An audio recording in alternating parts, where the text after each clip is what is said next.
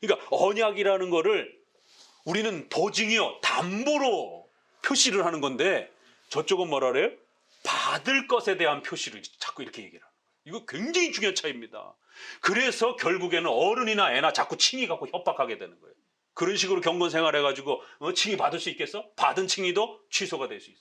그러니까 이제 이게 세례론과 관련해서 저희 아이들처럼 신자의 그 아래서 큰 유아 세례 받은 애들, 이게 제일 심각해집니다. 그러면 저희들은 장로교는 이미 구원받은 것에 대한 표시로서, 보증으로서 이 아이들에게 유아 세례를 줬고, 그리고 그 은혜 언약에 대한 책임감 때문에 열심히 교리문답을 가르쳐가는 거예요.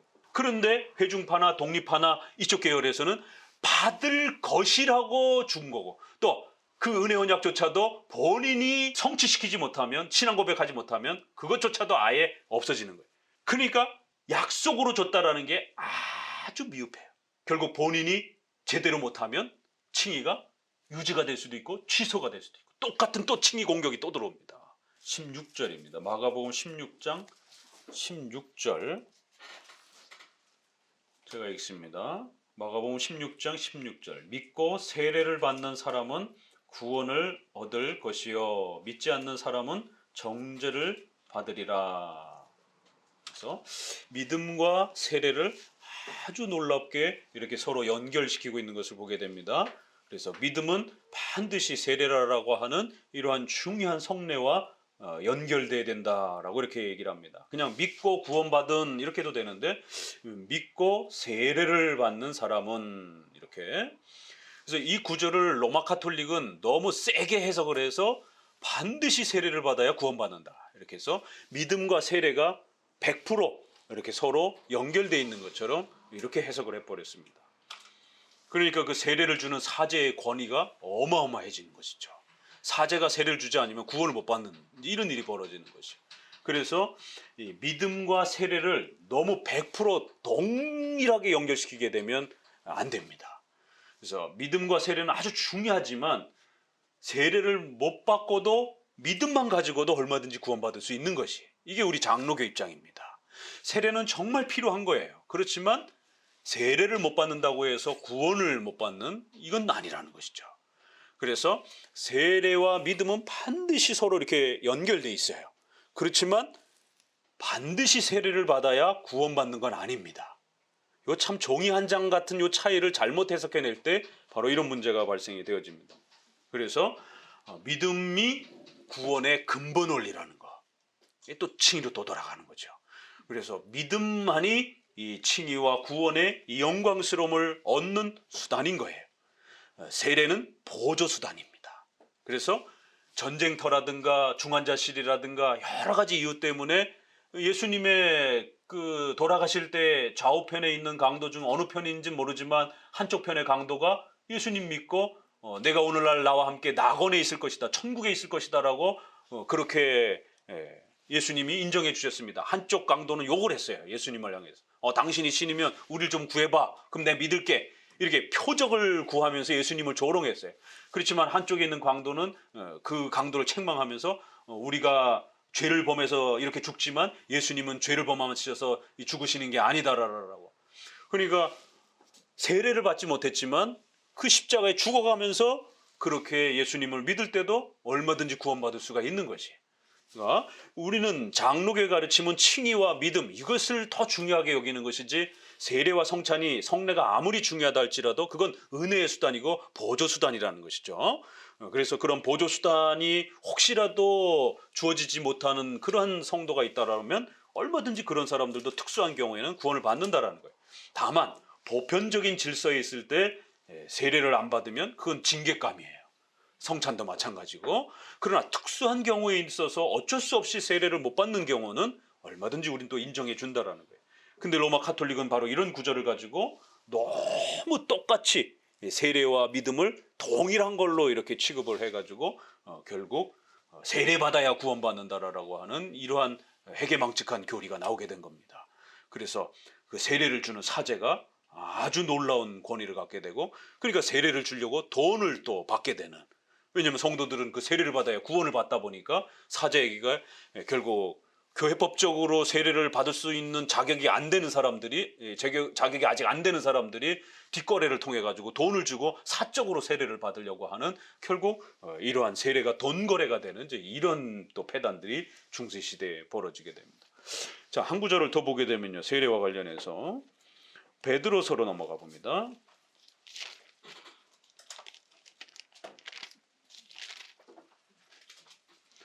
베드로서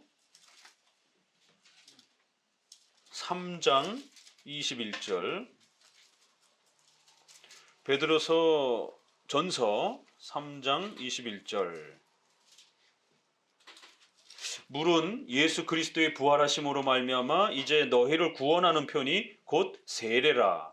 육체의 더러운 것을 제하여 버림이 아니요 오직 선한 양심이 하나님을 향하여 찾아가는 것이니라. 세례란 더러운 것을 씻는, 물이 더러운 것을 깨끗하게 씻는 것처럼 이것은 하나의 표시라는 겁니다. 그래서 이 세례에서 사용되어지는 물이 성수처럼 성자를 붙이면 안 된다라는 거예요. 그 물이 성스러워지는 게 아니에요.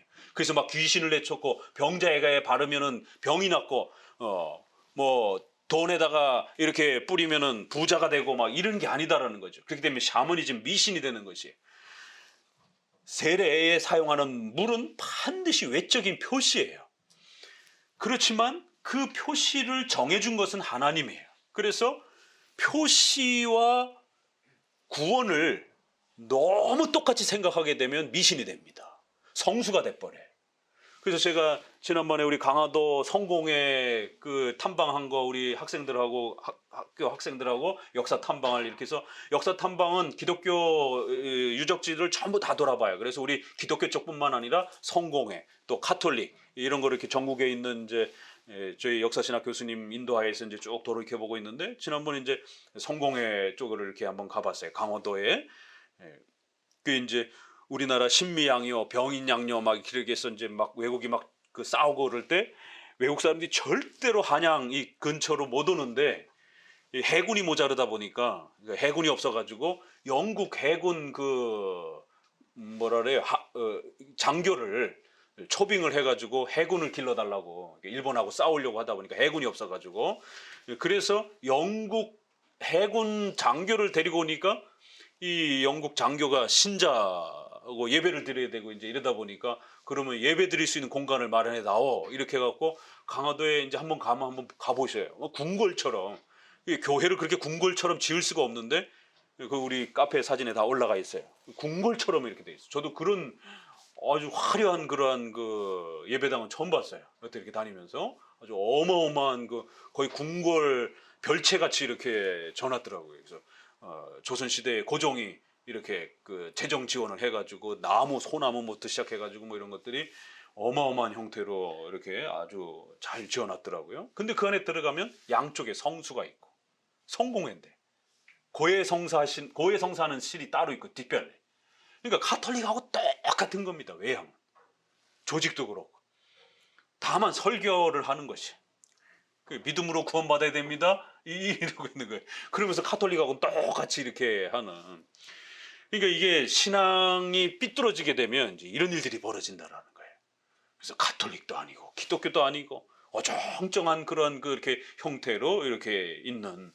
그러니까 기독교 안에도 이러한 또 세례를 잘못 이용을 해가지고, 최근에는, 과거에는 성공회나 이런 그 가톨릭이 성수를 남용하고, 뭐 성수라고 남용하고 이 세례의 물을 이렇게 망가뜨린 게 문제라면, 오늘날은 신비주의자들 때문에 성령 세례, 그러니까 세례나 성찬 이런 것보다는 그 다음으로 마치 우리가 칭의받고 새로운 신분의 변화를 받은 것을 확인할 수 있는 제2의 칭의에 대등한, 그런 세례에 대등한, 세례보다 더 대등한 나은 그런 뭐가 있는 것처럼 이렇게 자꾸 성도들에게 2단계, 3단계의 어떤 그러한 은사 체험을 자꾸 요구를 하게 되면 결국 세례와 성찬은 자연적으로 등한시되어지게 되고, 성도들이 세례와 성찬을 무시하게 되고 잃어버리게 된다는 것이죠.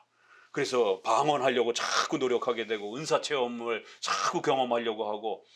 그러니까 오순절하고 비스무리해지는, 이게 오순절 신비주의 교회인지 장로교 개혁주의 교회인지 구분이 안 되는 것이. 그러니까 개혁주의를 한다고 그러면서 방언하고 은사체험하고 성령 세례 받아야 된다라고 자꾸 그러고 그러면서 이러면 가톨릭과 성공회가 구별이 안 되는 것처럼 오순절과 장로교가 구별이 안 되는 겁니다. 그러니까 장로교 안에서 살았던 사람들은 뭐 방언하고 뭐 이런 신비 체험하는 게 굉장히 신기하죠. 야, 어떻게 저런 체험들이 하지? 이러면서 굉장히 신기해가지고 자꾸 이렇게 군침을 흘려요. 그래서 한번 해보고 싶은, 이러시면 안 된다라는 거예요. 그게 왜 그러냐면 세례와 성찬이 얼마나 소중한지를 모르기 때문에 그런 거예요. 내게 다이아몬드를 갖고 있으면 저쪽에서 아무리 14K 가지고 있고 뭐 이래도 욕심 안 내죠. 왜? 내가 진짜를 갖고 있으니까. 근데 내게 뭔지를 잘 모르다 보니까 저쪽이 도금한 것만 봐도 이게 저쪽 게 진짜인 것처럼 자꾸 욕심을 내는 거예요. 저런 방언하면은 막 우리 집안에 뭐 필요했던 뭐가 주어지고 막 소원이 이루어지고 막 이런 것처럼 막연한 기대감 때문에 손을 대게 돼요. 그 손 대면 그 다음부터 못 빠져나옵니다. 왜요? 사탄도 거짓 이적을 행합니다. 데살로니가 있는 것처럼 우리가 보기에는 기적이에요. 그렇지만 하나님 관점에선 참된 기적은 아니죠. 그래서 거짓 기적이라는 거예요. 그러니까 사탄도 영적 존재이기 때문에 그의 허락된, 욥기서에도 보니까 그 허락된 범위 내에서는 사람을 괴롭히고 사람에게 질병을 끼치기도 하고 어려움을 끼칩니다. 그래서 신기한 일도 막 행하고, 그러니까 무당이라든가 뭐 이런 중들 중에서도 고승이라든가 귀신 내쫓고 옛날에는 병도 고쳐주고 이런 게 실제로 일어납니다. 지금도 마찬가지로 예언도 해주고, 그 예언하면 그게 맞아요. 그러니까 사람들이 못 빠져나오는 겁니다. 사탄이 그렇게 호락호락하지 않아요. 한 번 손대면 절대로, 마약에 손대는 것처럼 방언, 은사체험 이런 데 한 번 손 내밀어서 맛을 들이게 되면 그 다음부터는 교리 공부 안 합니다. 재미없어가지고. 강의 설교 못 듣습니다. 명심하셔야 돼요. 저도 20대 때 그런 한국의 대표적인 오순절보다도 더 센 이러한 그 신비주의 단체에 빠져가지고 예수전도단 실명을 거론해야 돼요. 반드시 교회 청년들은 이 예수전도단 또 인터콥 이러한 그 아주 샤머니즘적이고 이 신비주의적인 이런 선교단체 절대로 발 못 들여놓게 됩니다. 그러니까 예수전도단도 벌써 이단 시비가 한국에 붙었는데, 이게 이제 주의, 참여 금지 이 정도는 났는데 어느 교단이 이단으로 확정을 했는지 안 했는지 아직은 좀 저긴 안 된 것 같아요. 근데 사실은 순복음교보다 더 셉니다. 신비 체험이라든가 이런 부분들이. 그냥 기도해갖고 결혼하고, 기도하고 이혼하고, 기도하고 직장 가고, 기도하니까 하나님 이 직장 다니지 말래. 그리고 나오고 음성이 들린다라는 거예요. 그러니까 정상 생활을 못해요. 제 주변에 20대 때의 선후배들 다 이혼하고 막 결혼하고 멀쩡히 다니던 직장 다 때려치고. 이게 사이비 교주들만 그런 짓 하는 게 아니라 복음직권 안에도 이 신앙이 목회자들의 신학이 잘못 세워지게 되면 성도들의 삶을 막 진짜 밟습니다. 이게 폭력을 가하고 목숨을 위태롭게 만들고. 그래서 우리가 장로교 이 개혁파 신앙이 가장 안전하고 가장 놀랍다라는 게 역사적으로 2000년 동안 검증이 되었고, 또 성도들의 윤리와 삶을 절대로 함부로 폭력적으로 공격하거나 빼앗지 않고 성도들의 삶을 철저히 존중하고, 그건 절대로 죄악이라 하지 아니하고 하나님이 허락하신 안에서 십계명 아래에서 십계명이 금지하는 걸 하지 않는 범위 내에서는 얼마든지 살인하지 말라, 간음하지 말라, 도둑질하지 말라, 이 기본 개념만 지켜주면 그 나머지 부분들에 대해서는 얼마든지 성도들이 여러분의 삶 속에서 어떤 영화를 보러 가든지 어떤 스포츠나 어떤 오락을 즐기든지 이런 모든 부분들을 존중하는 겁니다. 은총으로, 일반 은총으로. 그거를 일반 문화의 삶을 은총으로 해석했다는 그 자체가 어마어마한 겁니다. 이원론에 빠진 사람들 그거 다 죄라고 그러거든요. 그래서 학교 못 가게 하고. 그러니까 대안학교라는 이런 이 과격한 청교도들 안에 이러한 대안학교 개념이 자꾸 나오는 거예요. 그 다음에 병원 못 가게 하고. 그래서 과거에 때려서 기도하는 안찰 기도들이 한국교회 60년대 70년대 아주 난리를 쳤다고요. 80년대까지 사람 많이 죽었고. 지금 조금 이제 과격한 은사주의 운동들이 조금 맛볼 만큼 맛봤기 때문에 사람들이 이제 회의감을 느껴서 돌아서는 추세에 최근엔 세련된 은사주의 형태로 성령 세례 운동으로 조금 바뀌었을 뿐이에요.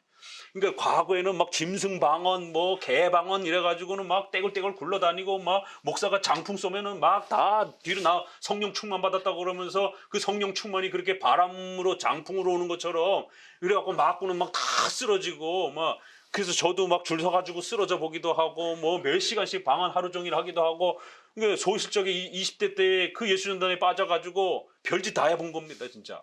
샤머니즘 미신이란 미신은 다 해본. 그래갖고 전국 팔도를 돈 한 푼도 없이 그냥 돌아다녀 보기도 하고 그런데 희한한 일들이 벌어져요 정말. 막 환상 중에 뭘 보고 갔는데 거기에 예수전도단 사람이 만난 거예요. 그래갖고 쫄쫄 굶고 있다가 그 사람한테 밥도 얻어먹고 그러니까 이제 하나님이 응답해 주셨다. 어떻게 여기까지 왔는데 하필은 그 사람을 같은 그룹에 있는 사람을 만나느냐. 못 빠져나옵니다. 성경 안 읽습니다. 교리 공부 안 합니다. 그런 게 뭐이 대수야. 그냥 기도만 하면 막 환청이 들리고 환상이 보이고 막 이런 걸로 살아가는 게 막 짜릿짜릿하죠. 근데 그게 매번 맞는 게 아니에요. 그러니까 맞았다 안 맞았다 그러니까 삶이 엉망이 되고 이성적으로 살아가는 사람들의 삶 수준만큼도 자신의 삶에 대해서 준비도 안 하고 교육도 안 받고 의료, 치료 이런 의학적인 이러한 접근도 안 하고 차 보험 처음으로 차를 샀는데 그때 당시에는 20대니까 비싸죠 보험료가. 교회의 목회자와 교회의 지도자들이 보험 드는 거 이거 다 불신앙이라고 그랬어요. 그래갖고 자동차 보험이고 교육보험이고 뭐 암보험이고 뭐 이런 거 다 미래를 걱정하는 불신앙들이라고. 그러니까 교회에서 이렇게 가르치면 그렇게 행동하는 거예요. 그 제 차 처음 뽑고 차 보험 안 들고 다녔어요. 믿음으로 믿습니다 하고. 근데 거기 다니던 교회의 집사님이 차량 봉사자가 없어가지고 차 운전을 봉사를 해줬는데 그 차도 무보험 차래. 어떤 일이 벌어졌겠어요? 운행하다가 애를 쳤는데 팔이 부러졌어요. 부모가 1,000만 원을 요구했어요. 이게 30년 전 일입니다. 제가 그걸 보고 충격을 받았어요. 하나님 믿으면 사고 안 나는 줄 알았어요. 그 어린 나이에. 근데 사고가 났어요. 집사님이 운행을 하다가 사고가 났는데 이 집사님도 가난한 성도예요. 그러니까 피해자 부모가 교회 안 다니는 사람이 1,000만 원을 요구한 겁니다. 30년 전에 1,000만 원이면 엄청난 돈이죠. 그러니까 해결을 못하는 거예요. 본인이. 그러니까 본인은 교회 봉사하다가 사고가 났으니까 교회가 해결해 줄지 했는데 교회도 뭐 그렇게 돈이 없는 큰 교회가 아니기 때문에 해결을 못하는 거예요. 어떻게 했겠어요? 감옥 갔어요. 아무도 해결 못하니까. 그 어린 나이에 그걸 보면서 야 이거 교회 봉사 차량 봉사하는 거 이거 생각해 봐야 되겠는데. 왜냐면 제가 봉고차를 이제 뽑았기 때문에 당연히 교회에서는 좀 봉사해 달라고 요청을 하는 거죠. 멈칫멈칫했어요. 이거 해야 되나 말아야 되나. 근데 주변에서는 믿음 없다라고 막 이렇게 분위기 막 만들어내고 그러니까 이제 이런 부분들이 결국에는 이 성령 세례 운동하고 은사주의 운동하고 이런 사람들이 정상적인 인간으로서의 최소한 이성적 삶도 못 살게 만드는 교육, 의료, 일반 직장 또 문화적 삶 이런 모든 부분들을 마치 짐승처럼 이렇게 본능으로 움직이면서 사는 거예요. 즉각적인 어떤 그런 그 본능적인 감각에 의해서 그걸 자기들은 하나님의 신의 응답이라고 그러면서 그러니까 인간으로서 살지 못하는 아주 반이성적이고 반비합리적인 모습으로 살아가는 몰지각하고 아주 몰상식한 이제 이런 모습들을 보게 되는 거죠. 그럴 때 장로교는 세례와 성찬을 가르치고 은혜의 수단을 가르치고 일반 은총이라 해서 교육, 의료, 이런 문화, 보험, 은행 이런 모든 것들을 도둑질만 하지 않으면 8계명만 어기지 않으면 7계명만 어기지 않으면 얼마든지 하나님의 은총으로서 열어두는 것이. 그래서 멋있는 겁니다. 그렇기 때문에 순복음교회라든가 이런 신비주의, 은사주의 하는 데들은 주로 아주 가난한 동네에서 많이 부흥을 해요. 그런데 장로교 이런 개혁파 교회는 중산층으로 주로 많이 들어갑니다. 혹시라도 가난한 동네에 교회가 자리 잡았어도요, 그 가난한 교회가 실제적으로 경제적으로도 안정이 되고 빨리 이렇게 중산층으로 올라가요. 왜냐하면 칼빈주의 교회는 저축하라고 가르치거든요. 열심히 노동하라고 가르치거든요. 교회에다가 전 재산 헌금하라고 얘기하지 않는단 말이에요. 그저 11조 정도 헌금하라라고만 말을 하지, 그 외에 나머지 부분들은 그저 자원함으로 여러분의 또 생활을 위해서 미래를 대비하고 이렇게 살아가라라고 얘기한단 말이에요. 그러니까 어떻게 하겠어요? 안정이 되죠, 당연히. 그런데 일반 순복음교회는 그런 거 믿음 없는 행위다라고 통장에 돈 있는 거를 부끄럽게 여기고 막 이렇게 공격한단 말이에요. 그러니까 아파트 사는 걸 죄악이라고 막 그러고, 불로소득이라면서 죄악이라고 그러고. 그러니까 분위기가 그렇게 형성이 되면 그런 재산활동, 교육활동, 의료활동 못합니다. 결국 칼빈주의와 개혁주의는 그런 면에서 가난한 동네에 들어가도 중산층으로 업그레이드가 되고, 중산층으로 들어가면 주로 중상류층으로 그 지역이 형성이 되고, 그래서 미국도 보게 되면요, 주로 동부 쪽이 개혁주의와 청교도 하는 사람들이 주로 뉴욕, 워싱턴부터 시작해서 아이비리그라고 하는 미국의 유명한 그 대학들이 있는 쪽 라인들이 다 동부 쪽이에요. 그리고 가난한 동네, 샤머니즘, 오순절이 많이 퍼지는 이쪽은 주로 어느 쪽에? 서부 쪽. 돈 보고 왔던 사람들, 이런 쪽이, 이쪽이 형성이 되고, 장로교는 주로 이쪽, 보수교회는 주로 이 상류층들이 주로 유지되어지는 이런 쪽 형성이 그렇게 돼요. 그래서 일본 정도 빼놓고, 중국이나 일본 정도 빼놓고 역사적으로도 지난 500년 동안 칼빈주의가 개혁주의가 들어간 나라가 경제적으로 국가적으로도 번영을 합니다. 이게 일반 역사 열매에 있어서도요. 근데 신비주의 샤머니즘이 들어가게 되면 그 나라와 그 지역이 폭삭 망합니다. 당연하죠. 저축을 안 하고 사는데 그러다가 어떤 위험이 한 번에 터지게 되면 심각한 일이 벌어지잖아요. 우리가 무슨 다 공산주의 국가 사는 것도 아니고 자기 돈으로 돈 내서 치료받고 돈 내서 이렇게 교육도 받고 이래야 되는데, 그러니까 악순환이 반복이 되는 거예요. 공부를 안 하니까 좋은 대학을 못 가니까 취직이 안 되고, 그러니까 또 가난하게 살고, 그런데다가 또 돈 벌고 교육받는 걸 또 죄악이라 그러니까 아무것도 또 교육받지 않고, 이러니까 한 번 위험이 찾아오고 질병의 어떤 위험이 찾아오게 되면 완전히 집안이 폭삭 망하고. 이런 부분에서 은사주의 운동, 성령 세례 운동 이런 부분들을 추구하는 은사주의가 왜 위험한지를 역사적으로도 정신 똑바로 차리셔야 됩니다. 그래서 칼빈주의는 그런 부분에서 세례와 성찬이를 통해서 우리의 신앙의 구원의 확신과 소망을 아주 단단히 붙잡아주고, 그리고 십계명을 통해서는 또 하나님의 뜻이 무엇인지를 가르치고, 십계명에 위배만 되지 않는다라면 나머지 우리 성도들의 모든 삶 속에서 이루어지는 여러분의 문화와 가정과 삶에 있어서는 얼마든지 죄악에 대한 이러한 부담감 갖지 마시고, 양심의 죄책감 갖지 마시고, 크리스찬들은 이게 죄냐 아니냐 이게 굉장히 중요합니다. 일반인들은 별로 중요하지 않지만 크리스찬들에게는 이게 그들의 삶을, 인생을 판단하는 선택 기준이 되기 때문에 신앙적 관점에서 자신의 삶의 어떤 선택이 죄냐 아니냐가 굉장히 중요해요. 그걸 죄라라고 자꾸 해석하게 되면 아무것도 못합니다. 죄가 아니다라고 판단이 들 때 성도는 그 일을 행하게 됩니다. 그래서 세계관이라는 게 그렇게 중요한 겁니다.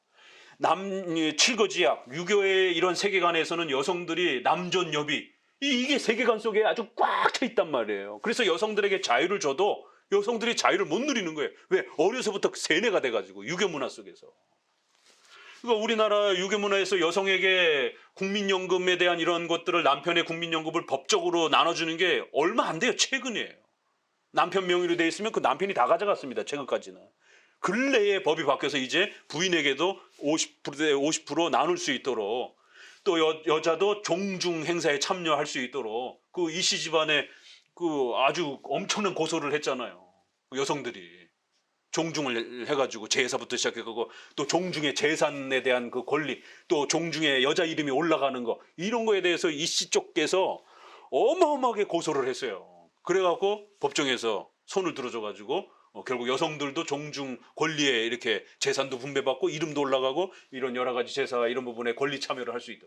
그러니까 여성의 선거권이, 참정권이라고 하는 선거권이 미국도 그렇고 우리나라도 그렇고 얼마 안 되잖아요. 그렇죠? 근대 역사에. 그런 것처럼 자기 가문에서 여성이 남자들하고 같이 밥 먹고 또 어떤 가문의 어떤 권리를 행사할 수 있는 게 10년 안팎도 안 됩니다. 이게 세계관이라는 게 이렇게 무서워요. 그렇기 때문에 은사주의, 성령 세례 운동 이런 걸로 세계관이 사로잡히게 되면은요, 땡글땡글 굴러다니면서 샤머니즘, 미신처럼 동물처럼 살게 돼요. 아무런 교육도 안 받고 아무런 미래도 준비도 하지 않고 아무런 합리적이고 이성적 판단도 하지도 않고 그냥 기도하다가 뭔가 즉흥적으로 확 떠오르면 그게 하나님의 뜻이다라고 판단하고는 그 다음부터는 대화도 안 돼. 우기니까. 내가 하나님 음성 들었어. 이렇게 해야 살아. 무시무시한 겁니다.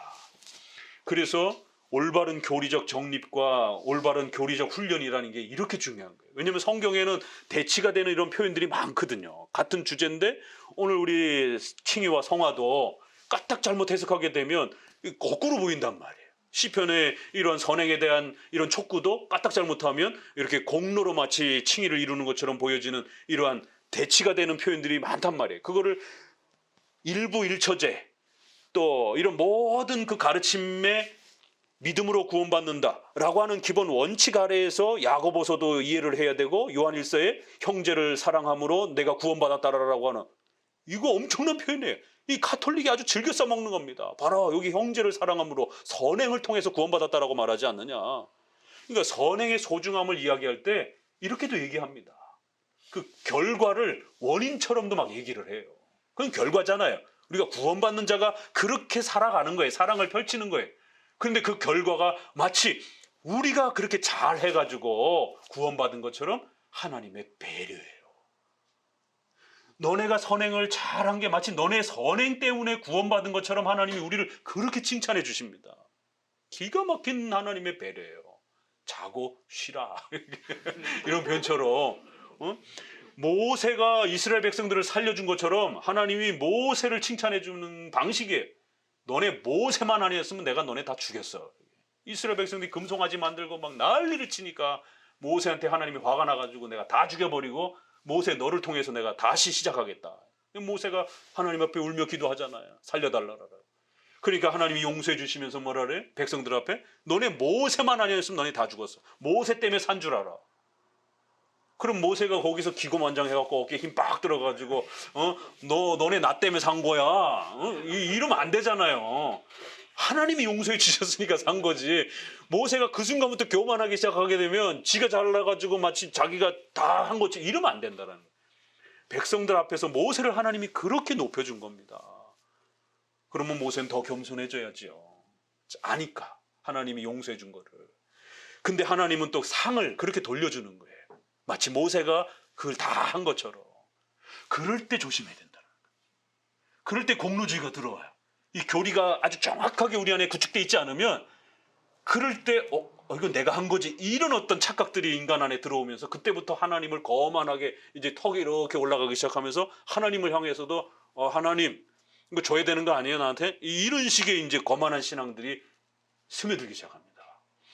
그래서 우리가 세례와 성찬이라고 하는 것은 이처럼 우리의 전적 부패와 연약함이 얼마나 우리가 큰 자인지 칭의를 받았어도 우리는 육신이 여전히 연약하기 때문에 밥이 필요한 거예요.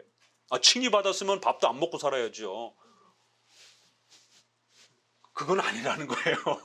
우리 인간이기 때문에 여전히 육신을 가진 인간이기 때문에 죄의 문제를 해결해 준 것이지 밥의 문제를 해결해 준 건 아니에요. 그래서 부활체가 되기 전까지는 부활체가 되고 나서는 그때는 밥 걱정이 없어요. 그건 천국에서의 삶이니까. 그렇지만 이 땅에서의 사는 동안은 밥 걱정을 해야 됩니다. 배가 고프거든요. 그러니까 세례와 성찬이라고 하는 이러한 은혜적 수단을 통해서 도움을 우리에게 또 하나님이 이렇게 만들어 주시는 것입니다. 그래서 세례와 성찬이라고 하는 소중한 이 구원의 원리를 간직하고 십계명을 중심으로 해서 생활과 관련해서는 하나님이 징계하는 그 기준은 가르쳐 주는 거예요. 이 선을 넘으면 벌을 받는다. 그러나 이 선을 넘지 않는다라면 하나님이 얼마든지 축복해 주겠다라는 거예요. 그 선이에요. 마지막 선. 그래서 이 두 개만 잘 구축하면요. 칭의와 양자와 성화라고 하는 이 구원의 원리, 그 다음에 십계명이라고 하는 선을 넘지 말아야 될 그 원리, 이것만 구축하고 성도들이 정확하게 가지게 있으면 절대로 사탄이 못 건드립니다. 아무리 쥐고 흔들어도 그 성도 안 흔들려요. 그렇게 막강한 무기입니다, 이게. 그러니까 세례와 성찬이라고 하는 것을 망가뜨리고 무시하고 곡해하고 흐리게 만드는 모든 행위들은 그리스도를 모욕하는 행위라고 앞서서 기독교 강요라든가 여러 곳에서 그렇게 책망을 하는 겁니다. 자, 표시는 분명히 외적인 표시예요. 절대로 그 물을 성수처럼 여기면 안 된다라는 거예요. 그러나 그 표시를 잘만 사용하게 되면 구원하는 그의 양심이, 죄악된 양심이, 본성이 새로워지는 것을 나타내주는, 거듭났다라고 하는 구원의 표가 되는 소중한 거란 겁니다. 그래서 이 표시와 구원의 내용도 너무 직결시키게 되면 위험하다라는 거예요. 그러면은 물을 숭배하는 형태가 벌어진다라는 거죠. 그건 아니라는 거예요. 아무리 세례가 중요하고 외적 표시가 아무리 중요해도. 그러니까 이 균형을 유지하는 게 참 중요한 거예요. 우리가 인간이기 때문에 자꾸 우상을 섬기려고 그래요. 불신자들도 얼마나 그 미신들 많습니까? 인간은 그냥 가만 내버려 두면 미신을 섬겨요. 왜요? 인간은 신을 떠난 존재이기 때문에, 하나님을 떠난 존재이기 때문에 하나님에 대한 그리움, 신에 대한 그리움이, 그래서 사람은 떡으로만 살 수 없는, 로마서 1장에도 있는 것처럼 결국 참된 신을 거짓된 우상의 형상으로 만들어서 그 신을 그리워하는 이런 인간의 본능적인 종교적 모습이 있단 말이에요.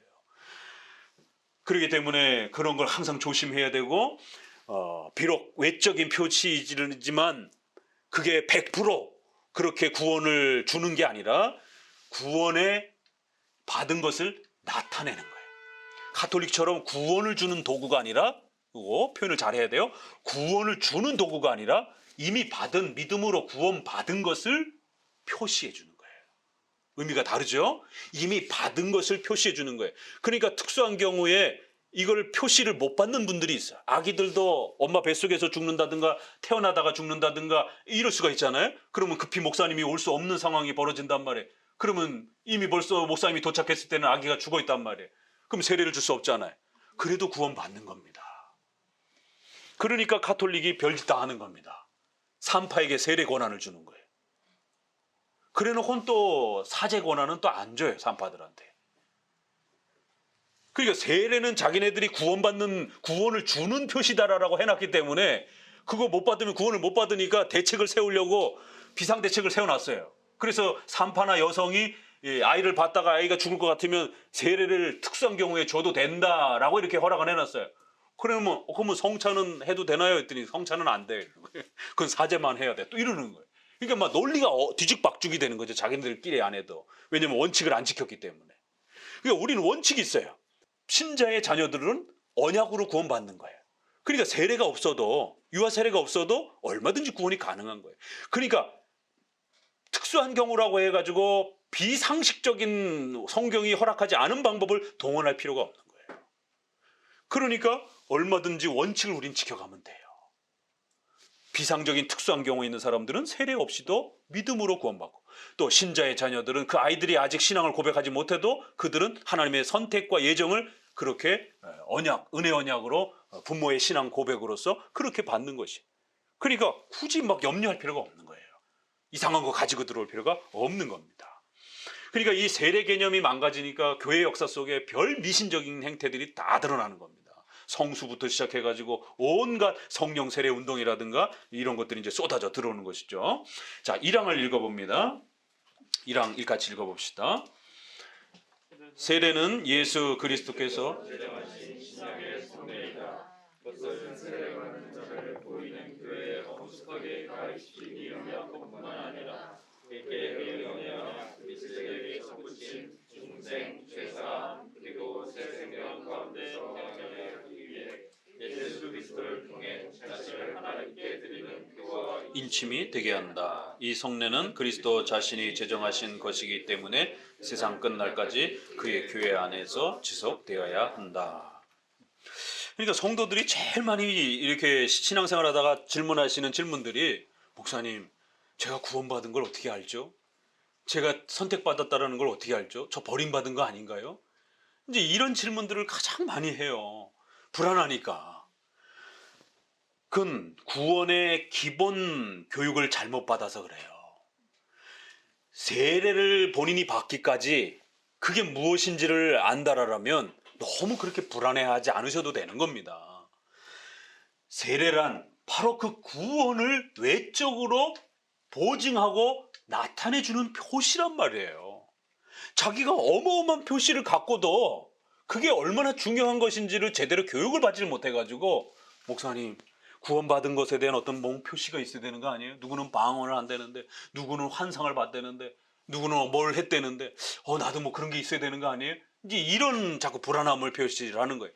그럴 때에 이제 타락한 목회자들이 그런 성도들의 불안한 마음을 이용을 해서 샤머니즘을 행하게 됩니다. 중세 시대도 마찬가지예요. 그렇기 때문에 칭의와 이러한 세례 이런 것들을 정확하게 가르치게 되면은요, 교회 안에서 목회자가 함부로 미신적인 거 뭐 행하지를 못합니다. 그게 먹히겠어요? 그게 통하겠어요? 안 통하지. 왜? 성도가 자기 신앙에 대해서 분명하게 자신감을 갖고 이렇게 살아가는데 그 어떻게 틈이 들어가겠냔 말이에요. 사람이 불안해야 뭔가 돈도 갖다 바치고 이상한 짓도 하고 막 이러는데, 불안하지 않기 때문에 안 통하는 거예요. 그래서 저도 교리문답을, 신앙고백서를 읽어야 되는 거고, 우리 성도들도 같이 읽어야 되는 거예요. 그래야 제가 다른 설교를 못 하는 거예요. 만약에 여기에 다른 설교를 했다가 목사님 그거 우리가 읽었던 거하고 다르잖아요, 이래버리면 이거 빼도 박도 못 한단 말이에요. 그래서 한마음교회에서 함께 신앙생활을 하다가 교회를 떠날 수 있는 유일한 그 기회는, 목사님이 웨스민스터와 다른 걸 가르치면 그땐 떠나셔도 돼요. 윤리적인 부분과 관련해서 십계명에 어긋나는 그러한 걸 요구하게 되면 그때는 자유롭게 떠나셔도 됩니다. 그렇지만 그렇지 않을 때는 그 교회가 옳은 줄 알고 함께 죽을 때까지 함께 하는 것이에요. 왜? 우리의 올바른 신앙 고백 안에서 설교하고 가르치고 있으니까. 그렇지만 아직 배우는 중에 있기 때문에, 또 어떤 주제는 아주 민감해서 성경 해석이 아주 난해해서 교단끼리도 일치를 못 이루는 거예요. 그걸 성도하고 목사님이 어떻게 일치를 이루겠습니까? 그럼 배우다 보면 목사님하고 안 맞는 것도 있어요. 그러면 이거 나하고 안 맞네? 이러고 쑥 떠나면 안 된다는 거예요.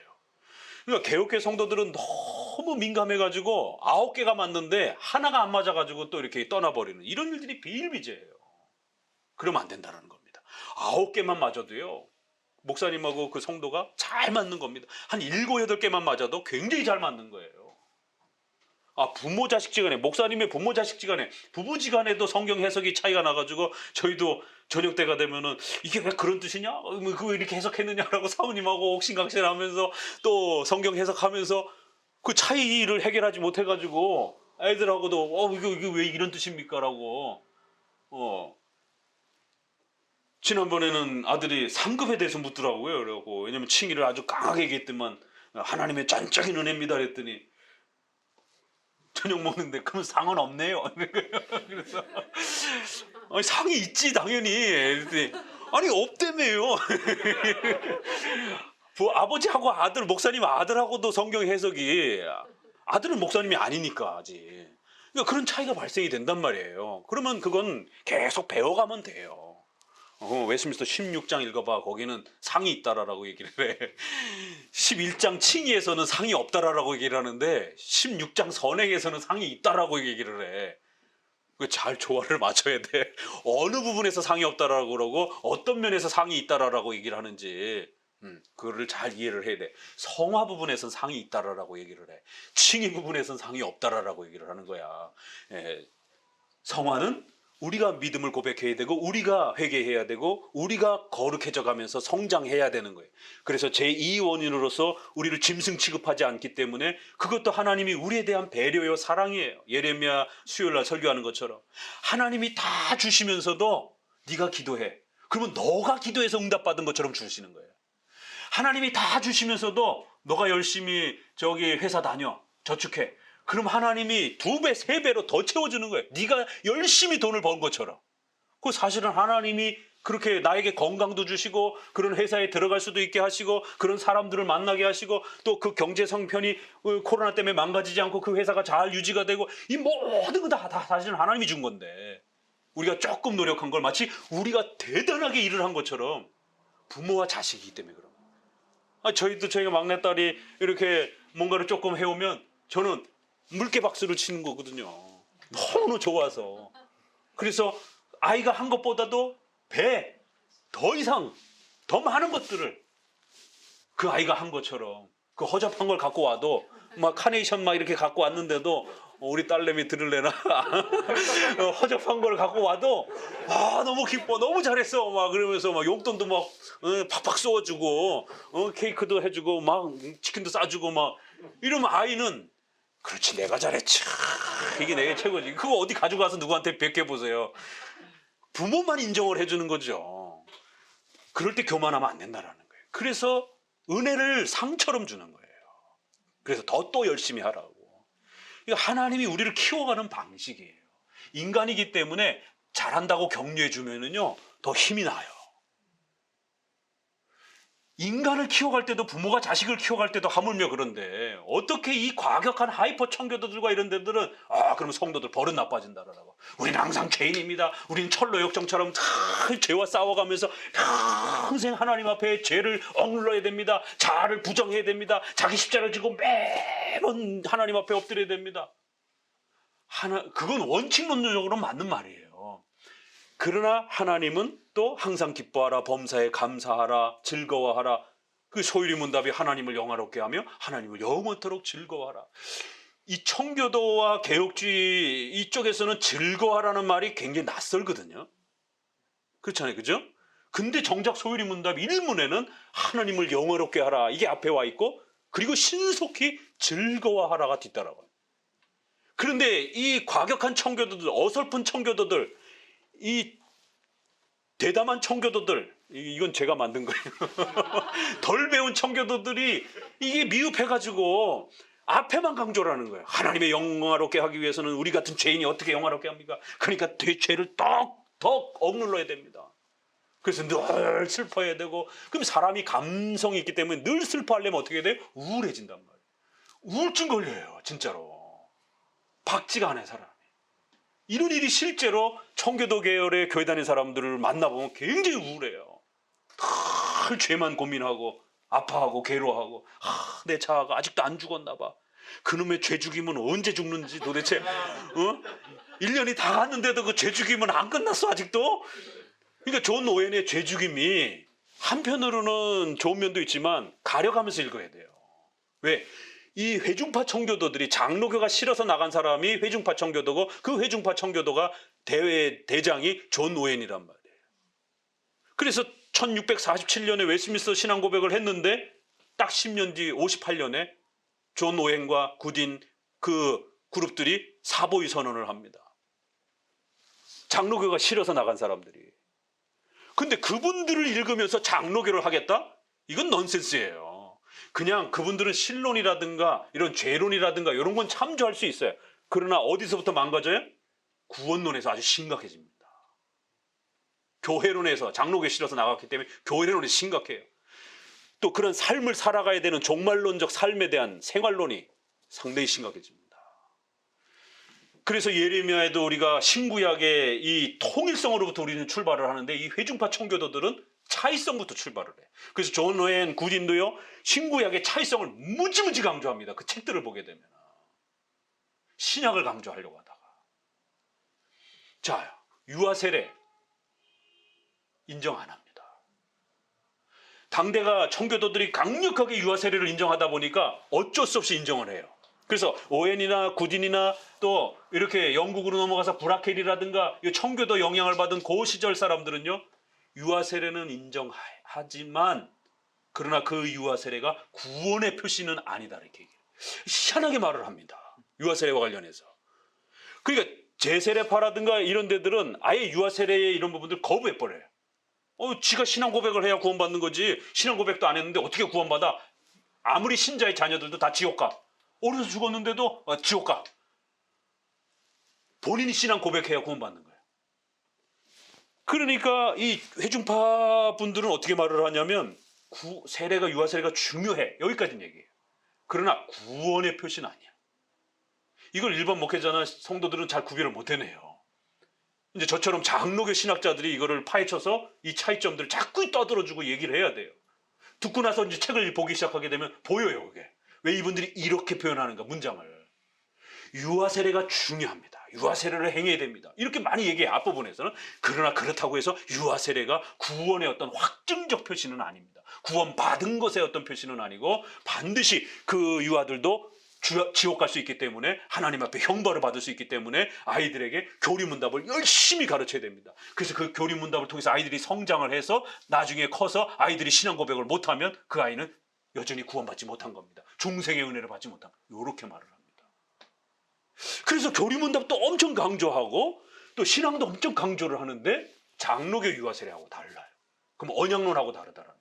유아세례는 언약에 입각해서 주는 거니까. 그럼 구원론도 달라지는 거예요. 그러니까 은혜 언약이 취소될 수 있다라고 하는 최근의 언약파들이 그 난리를 치는 거예요. 그들이 똑같아요.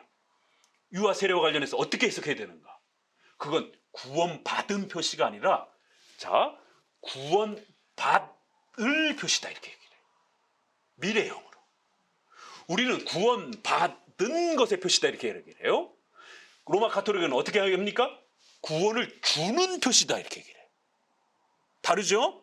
구원을 주는 표시다, 이렇게 얘기를 하고, 우리는 구원받은 것을 드러내는 표시예요. 근데 회중파는 구원받을 거를 예상하고 주는 거예요. 미래형이에요. 구원이 확증된 게 아닙니다. 그래서 구딘도 존 오웬도 유아 세례에 대해서 적극적이지 않아요. 세게 말하지 않습니다. 그러다 보니까 그 다음 때로 넘어가게 되면 바로 뭐가 나옵니까? 회중파와 영향을 받은 제자들이 1800년으로 넘어가게 되면 유아 세례 구원 표시 아니라는 거예요. 미래의 구원에 받을 표시도 아니라는 거예요. 더 세게 나가는 거예요. 이제 더 험악하게 나가는 거예요. 그래서 최근에 페더럴 비전이라든가 이러한 사람들이 언약파라 그랬잖아요. 이 언약이 취소될 수 있다라고 하는, 유아 세례의 언약에도 취소가 가능하다라고. 그래서 자기네들끼리 싸웁니다. 네덜란드 계열에서의 해방파라든가 이쪽하고 또 미국의 페더럴 비전파들하고 서로 싸우면서 이 언약을 어떻게 해석해야 되는가, 그러면서 그 언약의 하이라이트가 되는 유아 세례를 어떻게 표현해야 되는가. 우리가 볼 때는, 장로교 입장에서 볼 때는 둘 다 문제예요. 근데 자기네들끼리 막 싸우는 거예요. 그래서 한쪽에는 구원의 표시가 아니다라는 거예요. 신자의 자녀라 할지라도, 유아 세례 받았다 할지라도 그거 의미 없다라는 거예요. 주긴 주지만 결국 자기가 신앙 고백을 해야 된다라는, 커서. 그렇지 않으면 다 지옥 간다라는. 그렇지만 또 과거에 영향을 받은 사람들은 구원받을 표시 정도까지는 된다. 그러니까 열심히 신앙 고백해서 중간에 얘가 타락하지만 않으면 또 구원을 확보할 수 있다. 그러나 얘가 신앙 고백을 하지 못하면 그것조차도, 그러니까 언약이라는 거를 우리는 보증이요, 담보로 표시를 하는 건데, 저쪽은 뭐라 그래요? 받을 것에 대한 표시를 자꾸 이렇게 얘기를 하는 거예요. 이거 굉장히 중요한 차이입니다. 그래서 결국에는 어른이나 애나 자꾸 칭의 갖고 협박하게 되는 거예요. 그런 식으로 경건 생활해가지고 칭의 받을 수 있겠어? 받은 칭의도 취소가 될 수 있어. 그러니까 이제 이게 세례론과 관련해서 저희 아이들처럼 신자의 부모로서 그 아래서 큰 유아 세례 받은 애들, 이게 제일 심각해집니다. 그러면 저희들은, 장로교는 이미 구원받은 것에 대한 표시로서, 보증으로서 이 아이들에게 유아 세례를 줬고, 그리고 그 은혜 언약에 대한 책임감 때문에 열심히 교리문답을 가르쳐가는 거예요. 그런데 회중파나 독립파나 이쪽 계열에서는 받을 것이라고 준 거고, 또 그 은혜 언약조차도 본인이 성취시키지 못하면, 신앙 고백하지 못하면 그것조차도 아예 없어지는 거예요. 그러니까 약속으로 줬다라는 게 아주 미흡해요. 결국 본인이 제대로 못하면 칭의가 유지가 될 수도 있고 취소가 될 수도 있고, 똑같은 또 칭의 공격이 또 들어옵니다. 그래서 유아 세례 아무리 받았어도 의미가 없다는 거예요. 본인이 신앙 고백으로 유지하지 못하면 목사님, 성도들 자녀들도, 유아 세례 받은 애들도 다 지옥 갈 수 있다는 거예요. 이게 최근에 유아 세례 논쟁이 지금 신학계에 퍼져 있는. 근데 이게 다 과거에 500년 전, 400년 전에 다 똑같은 원리입니다. 그래서 조나단 에드워드도 어떻게 접근을 합니까? 장로교가 실어서 나간 회중파 목회자. 그러니까 보조용으로는 우리가 쓸 수 있어도 장로교의 선생님으로 쓰면 큰일 납니다. 그럼 나중에 장로교 공격해요. 로이드 존스는 회중파 목사이기 때문에, 신학자이기 때문에 로이드 존스도 감리교 계열의 회중파 계열의 청교도란 말이에요. 어떻게 로이드 존스를 롤 모델로 선생님으로 놓고 장로교를 펼친다라고 말할 수 있느냐 말이에요. 이건 넌센스입니다. 이건 교회에서 조금만 공부해보게 되면 장로교를 하고 싶으면 장로교 선생님을 텍스트를 가지고 공부를 해야지요. 그러니까 칼빈으로 돌아가는 방법이 이렇게 여러 가지예요. 웨스민스터와 도르트를 통해서 장로교 목사들을 통해서 칼빈으로 돌아가느냐, 아니면 에드워드와 로이드 존스를 통해서 또 존 오웬을 통해서 칼빈으로 돌아가느냐, 또 신비 체험이나 경건주의자들의 계열을 통해서 칼빈으로 돌아가느냐, 방식이 여러 가지. 그럴 때 우리가 가장 건강하게 개혁주의라고 말하는 게 바로 웨스민스터와 도르트와 이 라인을 통해서 돌아가는 게 가장 건강하다는 거예요. 왜? 검증됐잖아요. 객관적인 신앙 고백이니까. 그러니까 로이드 존스 한 개인의 인물을 따라서 돌아가게 되면 큰일 난다라는 거예요. 왜냐하면 그 사람도 실수를 할 수 있으니까, 인간이니까. 그래서 로이드 존스의 다른 부분은 참 훌륭해도 성령론이라든가 성령세례, 이거는 오순절 성령론이란 말이에요. 굉장히 심각한 거예요. 자, 그래서 이 유아 세례와 관련했을 때 에드워드도 양편 부모가 다 믿어야 유아 세례를 허용한다. 한쪽 부모가 신앙 고백하면 유아 세례 절대 안 줍니다. 이게 에드워드의 원칙이에요. 그래서 당대의 장로교인들 성도들하고 충돌이 일어난 거예요. 성찬 문제도 그렇지만. 그래서 결국에는 쫓겨납니다. 에드워드가.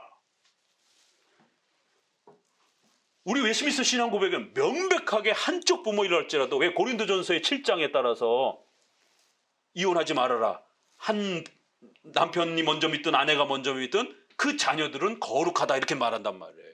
양쪽 부모가 다 믿어도 거룩하지만 한쪽이 먼저 신자가 된다 할지라도 그 부모의 자녀는 거룩하다라는 거예요.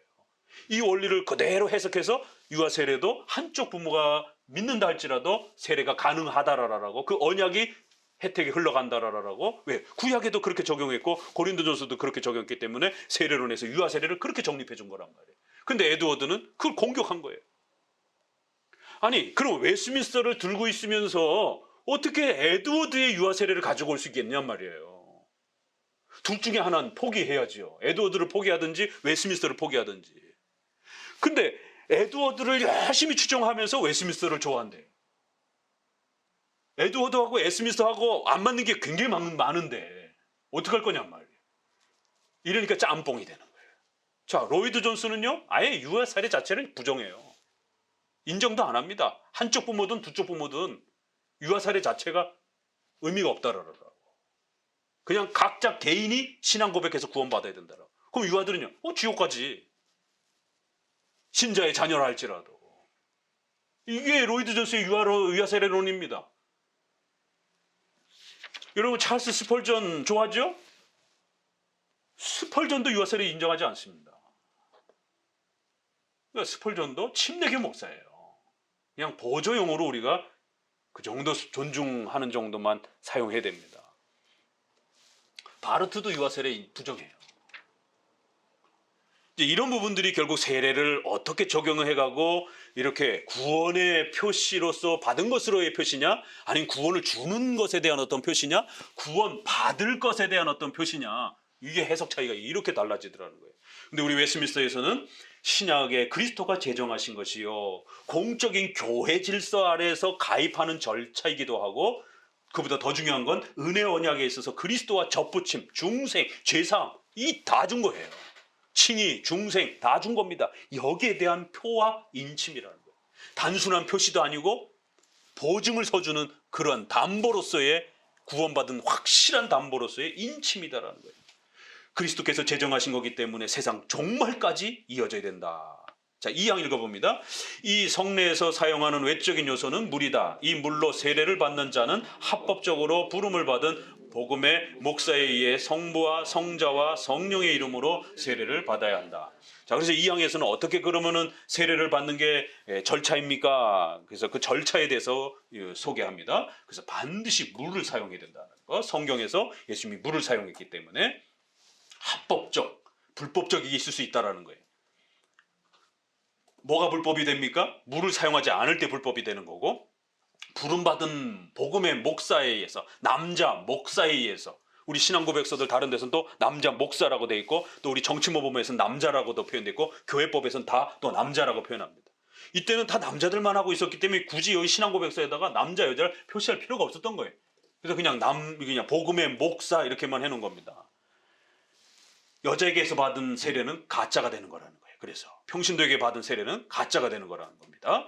그리고 세례를 집례할 땐 반드시 성부, 성자, 성령의 이름으로 이렇게 주면 되는 거예요. 요게 합법적인 거예요. 그러면 물을 3번 뿌려야 될지 1번만 뿌려야 될지 이런 거는 비본질적인 거라는 겁니다. 어떤 옷을 입고 해야 될지 이거 다 비본질적인 거라는 거예요. 또 물을 요만큼 써야 될지 이만큼 써야 될지 다 비본질적인 거라는 겁니다. 그리고 그 목회자가 성령 충만하냐 안 충만하냐 이런 거 따지지 않는다는 거예요. 합법적으로 부름을 받아서 공적으로의 자격을 갖고 있으면 목사님이 조금 어려도 나이가 많아도 또 목사님이 더 기도를 많이 하는 분이어도 조금 목사님이 덜 해도 그 목사님 개인의 능력으로 주는 게 아니기 때문에 하나님이 정해주신 그 절차를 따라서 주는 거기 때문에 요 3가지만 확보가 되면 얼마든지 합법적인 세례가 된다라는 거예요. 그래서 여러분들이 이러한 절차를 따라 합법적으로 세례받았으면 절대로 불안해하지 말라라는 거예요. 온갖 주변에 어떤 위험이 닥칠 때 스스로 마음속에 내가 구원받았는가 별의별 생각이 다 들어옵니다. 천당과 지옥을 막 왔다 갔다 합니다. 절대로 그러시면 안 된다는 거예요. 이 교리문답을 통해서 착실하게 세례가 무엇인지를 잘 배워가시고 또 본인이 세례받은 것이 분명하면 자신의 신앙 고백을 하나님 앞에 처음 고백할 때 진심으로 고백한 것에 대해서 그게 분명히 틀림이 없으면 불안해하지 않으셔도 되는 거예요. 다만 그 다음부터는 성령 충만함에 대한 문제인 거예요. 조금 더 충만해질 수 있고 우리가 조금 더 충만하지 않을 수도 있고 그런 정도의 차이인 것이지 막 자기가 신자이냐 아니냐 이런 걸 가지고 본질 문제를 가지고 막 갈팡질팡하고 그러면 안 됩니다. 그러면 신앙이 곤두박질칩니다. 4만까지만 봅시다. 자, 세례받는 자들 물속에 담그는 것이 꼭 필요한 것이 아니고 세례받는 자의 머리에 물을 붓든지 뿌림으로써 세례를 올바르게 집례할 수 있다. 이게 이제 세례 방법론에서 침례교하고 오랫동안 논쟁해왔던 바로 그 주제입니다. 그래서 결론을 어떻게 내느냐면 침례도 장로교는 허용하는 거예요. 근데 침례교는 거꾸로 해요. 침례만 성경적이다 그러고 장로교의 약식 세례라든가 이런 거 다 가짜라고. 누가 더 과격한 거예요? 맨날 우리 보고 과격하다라 그러는데 실제로 우리 신앙 고백서들을 읽어보면 우리는 훨씬 세련되고 훨씬 포용력이 넓어요. 실제로. 그래서 세례도 침례도 인정을 하고 물속에 담그는 침례도 인정을 하고 약식 세례도 인정을 둘 다 해주는 거예요. 다만 우리 장로교단은 약식 세례를 선택했다라고 말하는 것이에요. 그러니까 장로교에서 잠그는 침례를 행해달라고 말하면 안 됩니다. 요구하면. 이게 하나의 질서를 정해놓은 거예요. 그런데 침례교는 자기네 것만 옳고 나머지는 다 가짜라는 거예요. 그래서 장로교나 다른 쪽에서 약식 세례를 받고 온 사람들 있잖아요. 다 제세례 받아야 된다고. 그래서 제세례파예요. 그래서 침례교의 선조가 제세례파입니다. 자기네들은 아니라고 또 빡빡 우겨요. 왜냐하면 이 제세례파가 역사 속에 이단으로 아주 가장 심하게 비판을 받았다 보니까 침례교들이 찜찜한 거예요. 그거는. 참 이런 복잡한 교회사가 있는 거예요. 그래서 장로교가 가장 객관적이고 건강하다라는 겁니다. 그리고 훨씬 더 사랑도 많고 포용적이고. 그래서 어느 본질이 아니면 너무 그렇게 싸우지 않는 것이에요. 그래서 물을 담그든 아니면 이렇게 약식 세례를 하든 이게 성경의 해석을 가지고는 이걸 뚜렷하게 확증 지을 수 없기 때문에 막 3,000명씩 세례를 받고 이럴 때는 약식 세례지 그걸 어떻게 물에다가 다 잠굽니까? 근데 또 세례 요한한테 또 이렇게 세례를 받는 장면을 보게 되면 그거는 좀 더 침례에 좀 가까워요. 물에서 이렇게 나오시는 뭐 이런 표현 비슷한 표현들로고 밥티저라는 표현이 이렇게 다양하게 쓰여지는데 또 성경에는 감옥에서 간수가 또 루디아도 그렇고 거기 강이 어디 있어요? 집안에서 세례 받은 장면인데 그럼 집안에 목욕통이 큰 게 뭐 준비되어 있나요? 아니거든요. 그런데다가 노약자, 어린아이들 잘못 물에다 잠그면 폐에 물이 들어가면 폐혈증으로 죽는단 말이에요. 그러니까 장로교가 멋있는 거예요. 그 여성들 또 세례 받을 때는 또 평상복으로 또 못 받게 한단 말이에요. 아무래도 또 중요한 또 교회 예식이다 보니까 그래서 흰색을 즐겨하고, 그럼 흰색은 또 잘 비친단 말이에요. 가장 잘. 이 상식에도 안 맞는 거예요, 이게.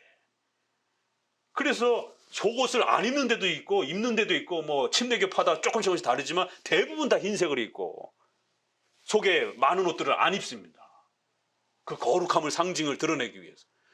그러다 보니까 이제 속이 다 비치는 이제 이런 민망한 장면이 이제 발생이 되고, 그 목사님과 그 남자들 앞에서 여성의 속살이 다 보여야 되는 이런 민망한 장면들. 또 노인들은 건강에 생명을 잃을 수 있는 유아들도 마찬가지고, 유아아이들이 건강한 애들만 세례받는 게 아니잖아요.